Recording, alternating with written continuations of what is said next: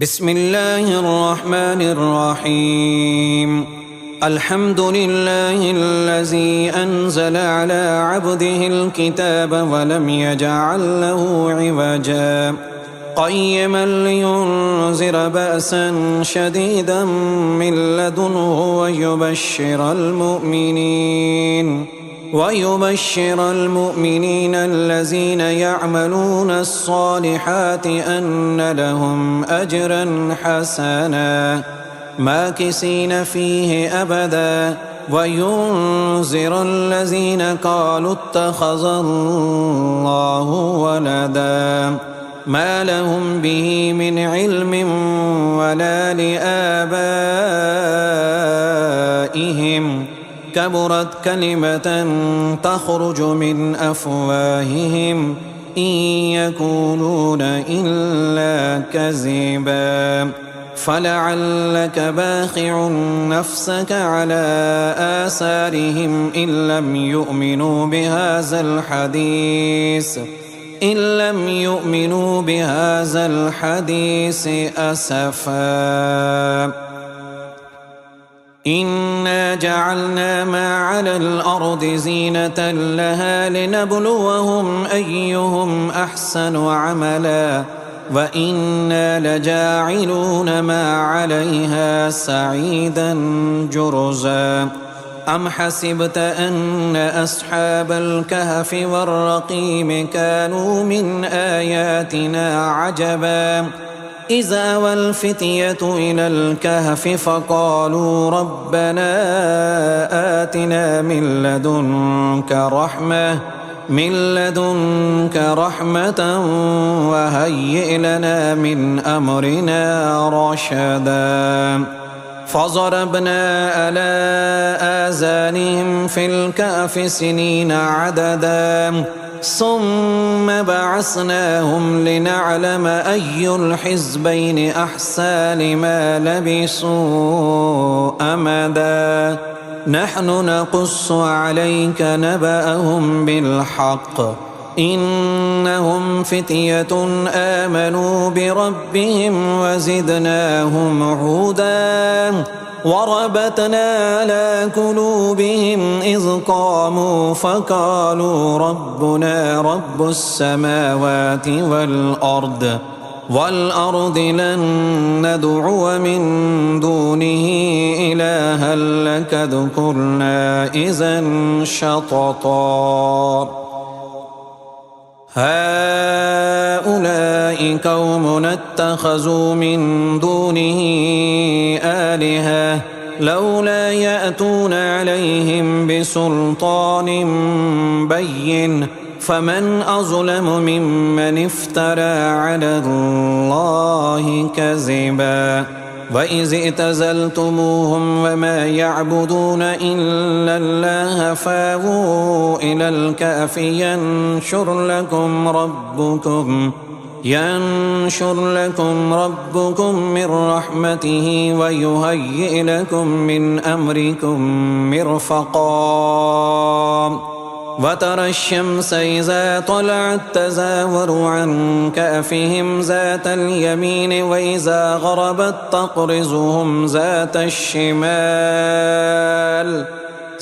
الشمال وهم في فجوة منه ذلك من آيات الله. من يهد الله فهو المهتد ومن يضلل فلن تجد له وليا مرشدا. وتحسبهم أيقاظا وهم رقود ونقلبهم ذات اليمين وذات الشمال وكلبهم باسط ذراعيه بالوصيد لو اطلعت عليهم لوليت منهم فرارا ولملئت منهم رعبا. وكذلك بعثناهم ليتساءلوا بينهم قال قائل منهم كم لبثتم قالوا لبثنا يوما أو بعد يوم قالوا ربكم أعلم بما لبثتم فابعثوا أحدكم بورقكم هذه إلى المدينة فلينظر أيها أزكى طعاما فليأتكم برزق منه وليتلطف ولا يشعرن بكم أحدا إنهم إن يظهروا عليكم يرجموكم أو يعيدوكم في ملتهم ولن تفلحوا إذا أبدا وكذلك أعصرنا عليهم ليعلموا أن وعد الله حق وأن الساعة لا ريب فيها إذ يتنازعون بينهم أمرهم فقالوا بنوا عليهم بنيانا ربهم أعلم بهم قال الذين غلبوا على أمرهم لنتخذن عليهم مسجدا سيقولون ثلاثة رابعهم كلبهم ويقولون خمسة سادسهم كلبهم رجما بالغيب ويقولون سبعة وثامنهم كلبهم قل ربي أعلم بعدتهم ما يعلمهم إلا قليل فلا تمار فيهم إلا مراء ظاهرا ولا تستفت فيهم منهم أحدا ولا تقولن لشيء إني فاعل ذلك غدا إلا أن يشاء الله واذكر ربك إذا نسيت وقل عسى أن يهديني ربي لأقرب من هذا رشدا ولبثوا في كهفهم 300 سنين وازدادوا 9 قل الله أعلم بما لبثوا له غيب السماوات والأرض أبصر به وأسمع ما لهم من دونه من ولي ولا يشرك في حكمه أحدا واتل ما أوحي إليك من كتاب ربك لا مبدل لكلماته ولن تجد من دونه ملتحدا واصبر نفسك مع الذين يدعون ربهم بالغداة والعشي يريدون وجهه ولا تعد عيناك عنهم تريد زينة الحياة الدنيا ولا تطع من أغفلنا قلبه عن ذكرنا واتبع هواه وكان أمره فرطا وقل الحق من ربكم فمن شاء فليؤمن ومن شاء فليكفر إنا أعتدنا للظالمين نارا أحاط بهم سرادقها وإن يستغيثوا يغاثوا بماء كالمهل يشفي الوجوه بئس الشراب وساءت مرتفقا إن الذين آمنوا وأملوا الصالحات إنا لا نضيع أجر من أحسن عملا أولئك لهم جنات عدن تجري من تحتهم الأنهار يحلون فيها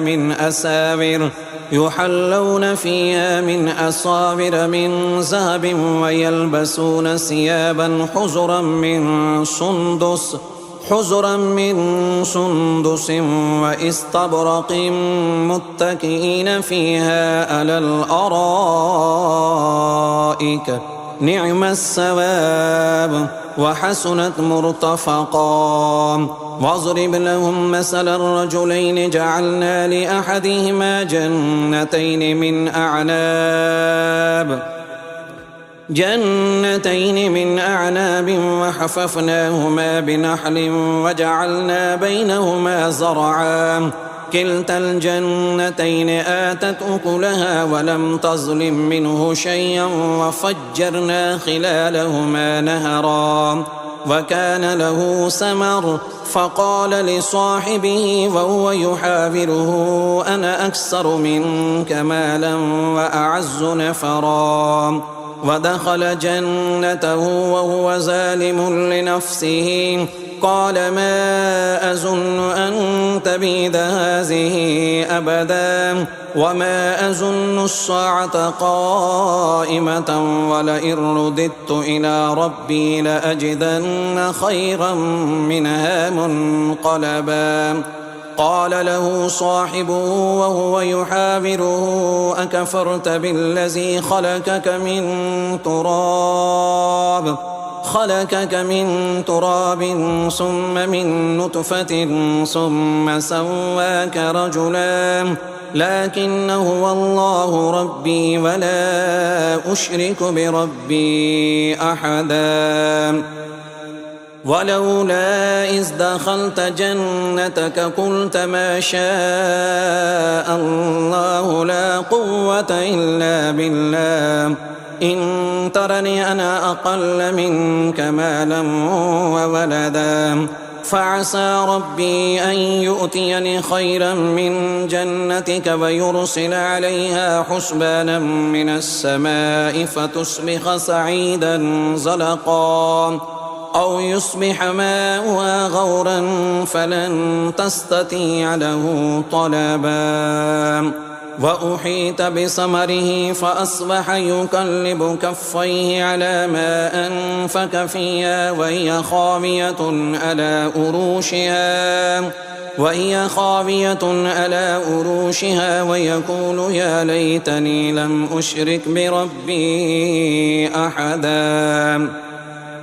ولم تكن له فئة ينصرونه من دون الله وما كان منتصرا هنالك الولاية لله الحق هو خير ثوابا وخير عقبا واضرب لهم مثل الحياة الدنيا كماء إن أنزلناه من السماء فاختلط به نبات الأرض فأصبح هشيما تذروه الرياح وكان الله على كل شيء مقتدرا المال والبنون زينة الحياة الدنيا والباقيات الصالحات خير عند ربك ثوابا وخير أملا ويوم نسير الجبال وترى الأرض بارزة وحشرناهم فلم نغادر منهم أحدا وعرضوا على ربك صفا لقد جئتمونا كما خلقناكم أول مرة بل زعمتم أن لن نجعل لكم موعدا ووزع الكتاب فترى المجرمين مشفقين مما فيه ويقولون يا ويلتنا ما لهذا الكتاب لا يغادر صغيرة ولا كبيرة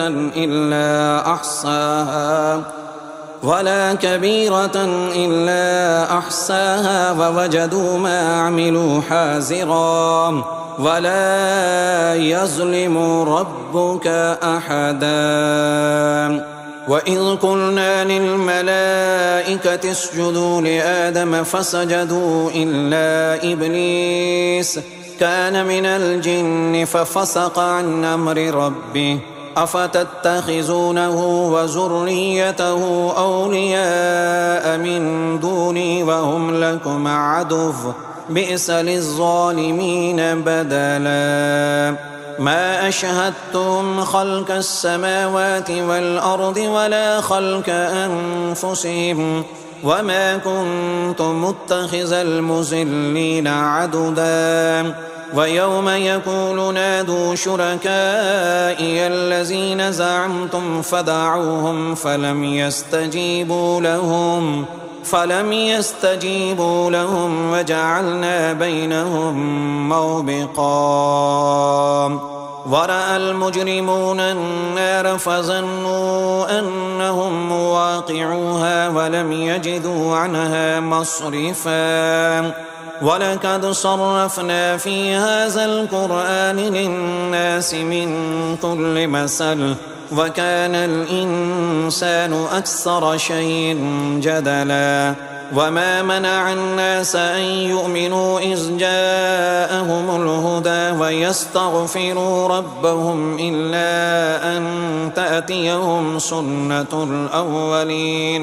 سنة الأولين أو يأتيهم العذاب قبلا وما نرسل المرسلين إلا مبشرين ومنذرين ويجادل الذين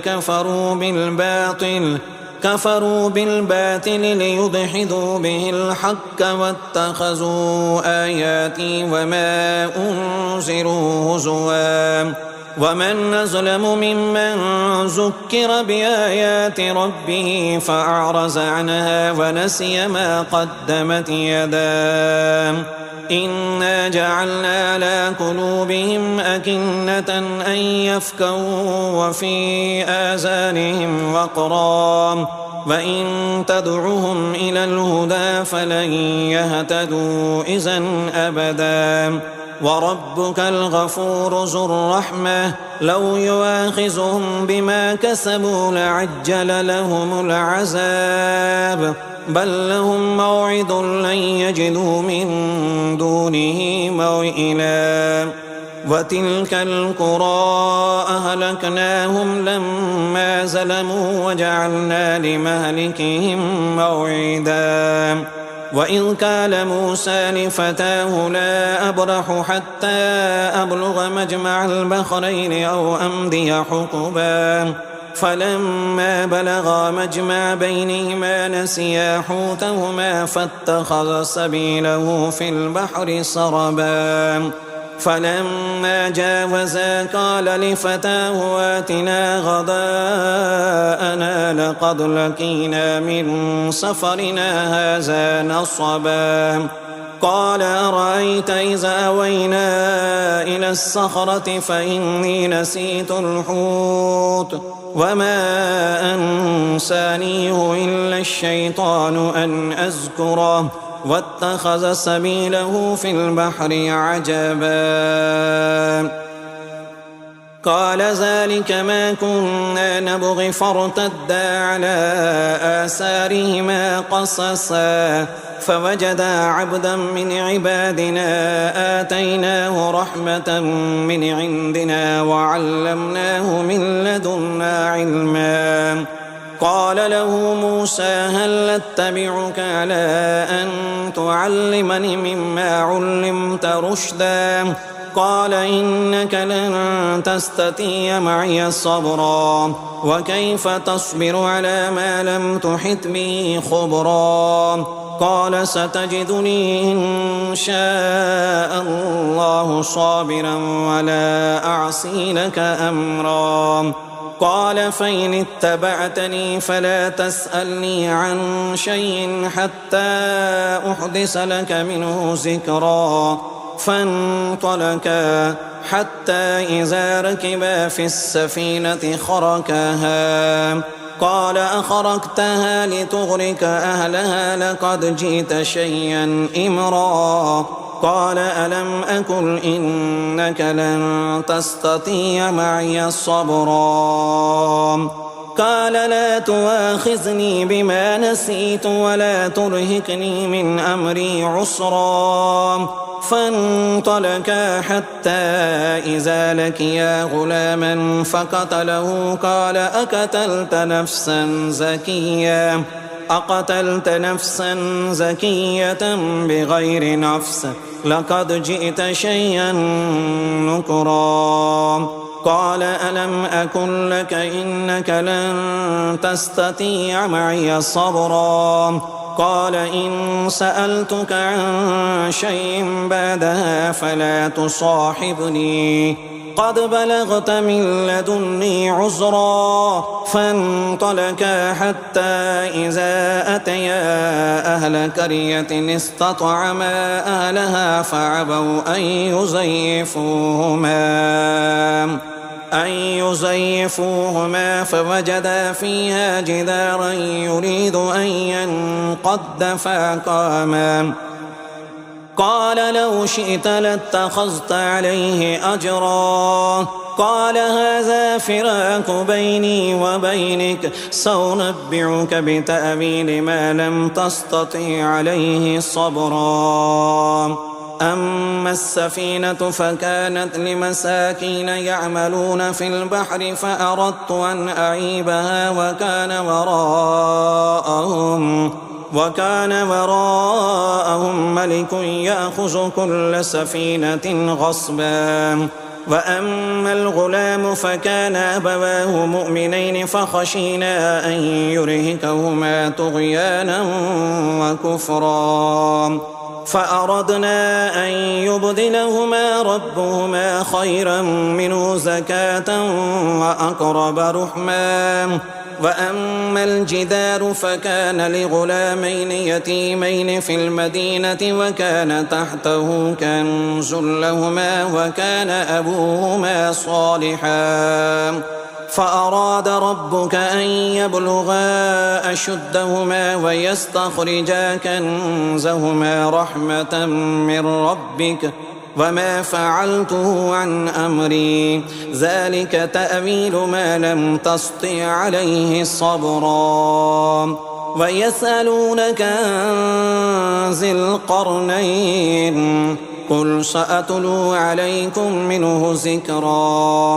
إنا مكنا له في الأرض وآتيناه من كل شيء سببا حتى إذا بلغ مغرب الشمس وجدها تغرب في عين حمية ووجد عندها قوما. قلنا يا ذا القرنين إما أن تعذب وإما أن تتخذ فيهم حسنا. قال أما من ظلم فسوف نعذبه ثم يرد إلى ربه فيعذبه عذابا نكرا. وأما من آمن وعمل صالحا فله جزاء الحسنى وسنقول له من أمرنا يسرا. ثم أتبع السببا حتى إذا بلغ مطلع الشمس وجدها تطلع على قوم لم نجعل لهم من دونها سترا. كذلك وقد أحطنا بما لديه خبرا. ثم أتبع سببا حتى إذا بلغ بين الصدين وجد من دونهما قوما لا يكادون يفقهون قولا. قالوا يا ذا القرنين إن يأجوج ومأجوج مفسدون في الأرض فهل نجعل لك خرجا على أن تجعل بيننا وبينهم سدا. قال ما مكني فيه ربي خير فأعينوني بقوة أجعل بينكم وبينهم ردما. آتوني زبر الحديد حتى إذا ساوى بين الصدفين قال انفخوا حتى إذا جعله نارا قال آتوني أفرغ عليه قطرا. فما استطاعوا أن يزهروه وما استطاعوا له نكبا. قال هذا رحمة من ربي فإذا جاء وعد ربي جعله دكاء وكان وعد ربي حقا. وتركنا بعدهم يومئذ يموج في بعد ونفح في الصور فجمعناهم جمعا. وأردنا جهنم يومئذ للكافرين عرضا الذين كانت أعينهم في غطاء عن ذكري وكانوا لا يستطيعون السمع أفحسب الذين كفروا أن يتخذوا عبادي من دوني أولياء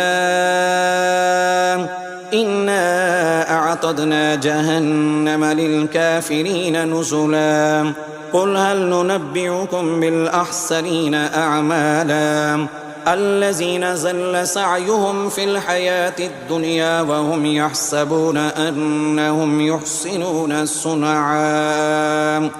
أولئك الذين كفروا بآيات ربهم ولقائه فحبطت أعمالهم فلا نقيم لهم يوم القيامة وزنا ذلك جزاؤهم جهنم بما كفروا واتخذوا آياتي ورسلي هزوا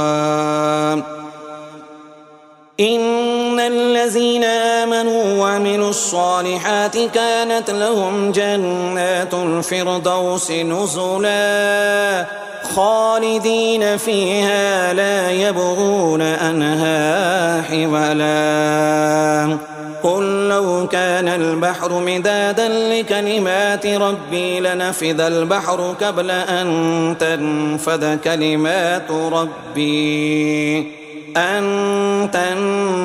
كلمات ربي ولو جئنا بمثله مددا قل إنما أنا بشر مثلكم يوحى إلي أنما إلهكم إله واحد فمن كان يرجو لقاء ربه فليعمل عملا صالحا ولا يشرك بعبادة ربه